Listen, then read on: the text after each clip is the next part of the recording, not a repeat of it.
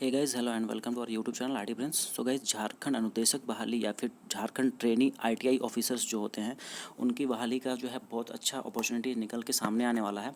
But guys, उसके पहले देख लीजिए, यहाँ पे मैंने आपके चैनल पे अपडेट भी किया हुआ था और बताया भी था कि यहाँ पे जो आपका जेएसएससी ने एक रिवाइज्ड कैलेंडर यहाँ पे जारी किया हुआ है, जहाँ की मैंने पहले ही आपको बता दिया था कि आईटीआई अनुदेशक बहाली जो है आने वाली है। तो गाइस, इसमें हम लोग पूरा फुल डिटेल्स में हम लोग बात करने वाले हैं और इसमें कब तक ये आएगा, एग्ज़ाम कब होगा, रिजल्ट कब तक आ जाएंगे उसके बाद फिर एग्जाम पैटर्न क्या रहने वाला है, मेरिट किस आधार पर बनाया जाएगा, क्या सीआईटीएस का वेटेज दिया जाएगा, उसके बाद पे स्केल क्या रहेगा, फिर एलिजिबिलिटी क्या रहने वाला है। ठीक है, बीटेक डिप्लोमा आईटीआई के साथ क्या सीआईटीएस को भी कंपलसरी किया गया है और अदर स्टेट्स भी क्या अप्लाई कर सकते हैं, या फिर फीस कितना रहेगा, इन सभी जितने भी क्वेश्चन है सभी का हम लोग इस वीडियो में जो है समाधान ढूंढेंगे और क्वेश्चन का जितना भी जो है जवाब आप लोग को मैं बताऊँगा। तो चलिए शुरू करते हैं। तो गाइज़, सबसे पहले जो क्वेश्चन है कि कब आएगी वैकेंसी, तो देखिए गाइज़, यहाँ पे जो है, यहाँ पे आप लोग का संशोधित कैलेंडर जो है झारखंड कर्मचारी चयन आयोग जो आपका जेएसएससी है उसके द्वारा जो है जारी किया गया है। और इसमें अगर आप इसको नोट कीजिएगा तो 5 नंबर पॉइंट पर जब आते हैं, यहाँ पे देखिए, यहाँ पे आईटीआई इंस्ट्रक्टर प्रतियोगिता परीक्षा 2022, ठीक है, इसके बारे में दिया गया है, जो कि सीबीटी मोड होने वाला है, आप लोग का सीबीटी एग्जामिनेशन होने वाला, कंप्यूटर बेस्ड टेस्ट होगा। और देखिए कब आने वाला है वैकेंसी, तो अप्रैल के फर्स्ट वीक से आने वाला है। ठीक है, इसका एग्जामिनेशन देखिए कब लिया जाएगा, तो जून माह के फर्स्ट वीक से लिया जाएगा और इसका रिजल्ट भी कब आ जाने वाला है, तो जुलाई माह का द्वितीय सप्ताह मतलब कि सेकंड वीक में इसका जो है रिजल्ट भी आ जाएगा। चलिए अब हम लोग बात कर लेते हैं कि यहाँ पे जो इसका एग्जाम पैटर्न क्या रहने वाला है। तो गाइज, एग्जाम पैटर्न की अगर बात करेंगे तो देखिए ये यूपीएससी से कहीं कम नहीं है, क्योंकि यहाँ पे देखिए 3 पेपर आप लोग का लिया जाने वाला है, जहाँ की फर्स्ट पेपर समझ लीजिए, फर्स्ट पेपर आपका भाषा और सामान्य ज्ञान का रहने वाला है। और ये जो मैं आपको दिखा रहा हूँ ये जो है 2021 में नोटिफिकेशन आया था उसी पे बेस्ड है और उसी नियमावली और सभी चीज़ों को इसी को फॉलो किया जाएगा। ठीक है, सीआईटीएस कंपलसरी है नहीं है वो भी मैं आपको क्लियर कर दूंगा, अदर स्टेट वाले जो हैं वो भर पाएंगे कि नहीं वो भी सारा क्लियर मैं करूँगा। तो पहले यहाँ पे हम लोग समझ लेते हैं कि क्वेश्चन पैटर्न क्या रहने वाला है, कैसा एग्जाम में क्या क्या पूछा जाएगा और कितने पेपर में होने वाला है, मेरिट कैसे बनेगा। तो यहाँ देखिए, पहले भाषा ज्ञान जो है जो आप लोग का हो जाएगा पत्र 1, जिसमें कि आप लोग के 2 विषय होने वाले हैं, जहाँ की भाषा ज्ञान में यहाँ पे हिंदी भाषा और अंग्रेजी भाषा का 25-25 प्रश्न आने वाला है। ठीक है, उसके बाद इस सामान्य ज्ञान की बात करेंगे तो यहाँ देखिए झारखंड राज्य से संबंधित 30 प्रश्न पूछे जाएंगे और सामान्य विज्ञान मतलब साइंस से 10 क्वेश्चन पूछा जाएगा। फिर यहाँ सामान्य गणित मतलब मैथ से 10 क्वेश्चन पूछे जाएंगे। फिर यहाँ पर रीजनिंग मानसिक क्षमता ज्ञान से 10 क्वेश्चन पूछा जाएगा और कंप्यूटर का नॉलेज यहाँ पे देखा जाएगा आपको 10 क्वेश्चन पूछा जाएगा। टोटल यहाँ पे कितना हो गया, तो 120 प्रश्न यहाँ पे टोटल पत्र 1 मतलब पेपर 1 में रहेगा। ठीक है, यहाँ पे ही खत्म नहीं होगा, उसके बाद फिर पेपर 2 होने वाला है। पेपर 2 देखिए क्या होने वाला है, क्षेत्रीय जनजातीय अन्य भाषा मतलब यहाँ पे कोई सा भी हिंदी, अंग्रेजी, उर्दू, संथाली, बंगाली, फिर मुंडारी हो, खगड़िया, ये सब जितने भी भाषा देख रहे हैं आप, नागपुरी, ठीक है, उड़िया, ये सब संस्कृत, ये सभी भाषा में से कोई एक भाषा को चुनाव करना होगा और एग्ज़ाम देना पड़ेगा। और जो है आपका जो डिस्ट्रिक्ट है उसके अकॉर्डिंग भी चूज करना होता है शायद, वो आ जाएगा फुल डिटेल नोटिफिकेशन जो अप्रैल में आने वाला है, तो उसमें हम लोग देख लेंगे। वैसे यहाँ पे देख लीजिए कितना क्वेश्चन हम लोग को मिलने वाला है, तो एमसीक्यू बेस्ड 100 क्वेश्चन आप लोग को मिलेंगे।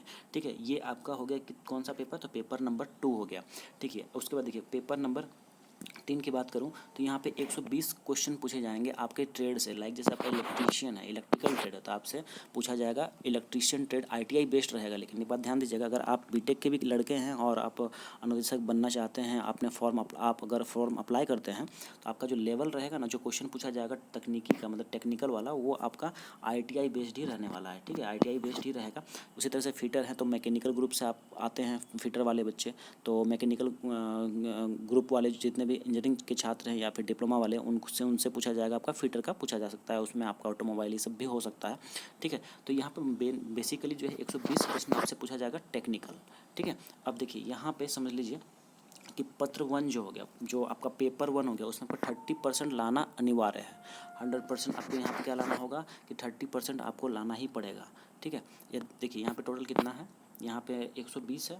ठीक है, तो यहाँ 120 का आपको 30% मतलब कि यहाँ पे 120 प्रश्न है और एक एक मार्क्स का अगर ये पूछा जाता है, हालांकि एक एक मार्क्स का नहीं पूछा जाएगा, 3-3 नंबर का आई थिंक पूछा जाएगा। ठीक है, तो यहाँ पे हो गया 360 नंबर। अब इसका आप लोग जो है 30% निकाल लीजिए, तो इसको कर दीजिएगा, यहाँ से निकल जाएगा 36 गुना 3।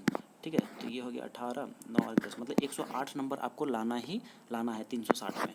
उसके बाद ही आपका क्या होगा कि आप वैलिड कहलाइएगा, मतलब कि आपका आगे का जो पेपर है, पेपर 2 और पेपर 3, आपका कॉपी जो है चेक होगा। कहने का मतलब ये है, समझ लीजिए। यहाँ पे देखिए, यहाँ पे अगर आप इस 30% नहीं ला पाते हैं, 108 नंबर अगर आप नहीं ला पाते हैं, तो वैसी स्थिति में आप आपको असफल माना जाएगा, अयोग्य माना जाएगा, ठीक है। यहाँ पढ़ लीजिए लाइन। और आपका जो है मेगा सूची में नाम नहीं आएगा, मतलब आप रिजेक्ट हो जाइएगा, ठीक है। और अगर आप यहाँ पे 108 नंबर से एबव ले आते हैं तो उसके बाद फिर आपका जो है पेपर 2 जो जनजातीय वाला है और पेपर 3 तकनीकी योग्यता वाला, वो सबका जो है मार्क्स आपका जुड़ेगा और फर्स्ट वाला का भी मार्क्स जुड़ेगा। तो फिर मेरिट कैसे बनेगा, तो यहाँ देखिए मेरिट जो बनने वाला है पेपर 1, पेपर 2, पेपर 3 तीनों का जो है जोड़ा जाएगा। लेकिन कंडीशन है कि पेपर 1 में 30% से अबव आपको मार्क्स लाना ही लाना है, ठीक है। उसके बाद फिर आपका जो मेरिट बनेगा वो तीनों पेपर का ऐड करके बनने वाला है, ठीक है। तीनों पेपर का सम कराया जाएगा और फिर मेरिट बनाया जाएगा, मतलब उसी के आधार पर आपका सिलेक्शन होने वाला है। रही बात कि CTI वाले या फिर CITS वाले जो कैंडिडेट्स होंगे, तो क्या वहाँ पे कुछ वेटेज मिलेगा क्या, तो यहाँ पे कुछ भी वेटेज आपको मिलने वाला नहीं है। बस CITS आपका एक कंपलसरी जो है योग्यता में से होगा, जो कि हम लोग आगे देखेंगे अभी।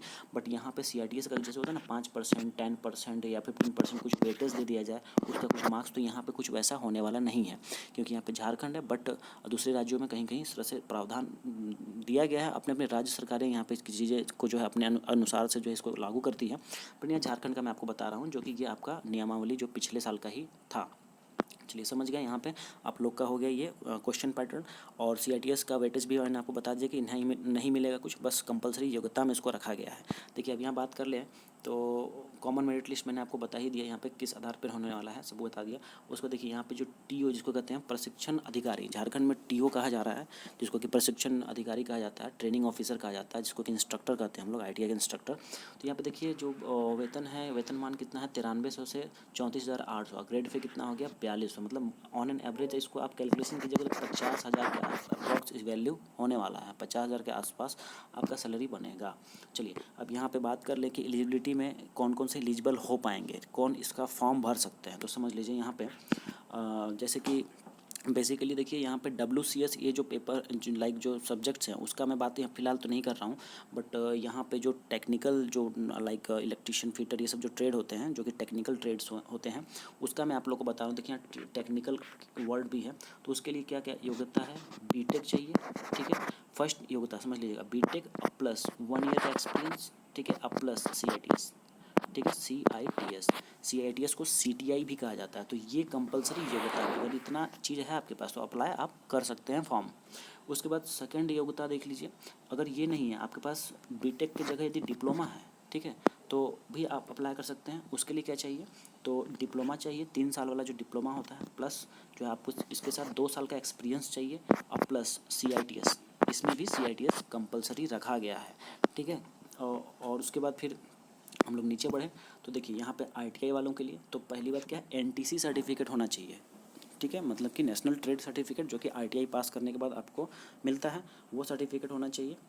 मतलब आप ITI किए हुए हैं या फिर आप NSC भी अगर किए हुए हैं, मतलब नेशनल अप्रेंटिसशिप सर्टिफिकेट जो होता है वो भी अगर आपके पास है तो अप्लाई आप कर सकते हैं, ठीक है। तो ITI में यहाँ पे आप जो है NTC, देखिए अब NAC जो होता है वो 10th करके भी होता है, ठीक है, 2 साल का होता है NAC, तो वो भी आप यहाँ पे वो बच्चे भी अप्लाई यहाँ कर सकते हैं। बस अब यहाँ कंडीशन क्या है कि 3 साल का यहाँ एक्सपीरियंस होना चाहिए, ठीक है। और यहाँ पे जो है इंडस्ट्रियल एक्सपीरियंस भी चलेगा, और आपका जो है टीचिंग एक्सपीरियंस जो आपका ITI से रिलेटेड है वो भी चलेगा, ठीक है। और साथ ही साथ देखिए 3 साल का एक्सपीरियंस के साथ CITS यहाँ भी होना चाहिए, मतलब CTI यहाँ भी होना चाहिए, समझ गए।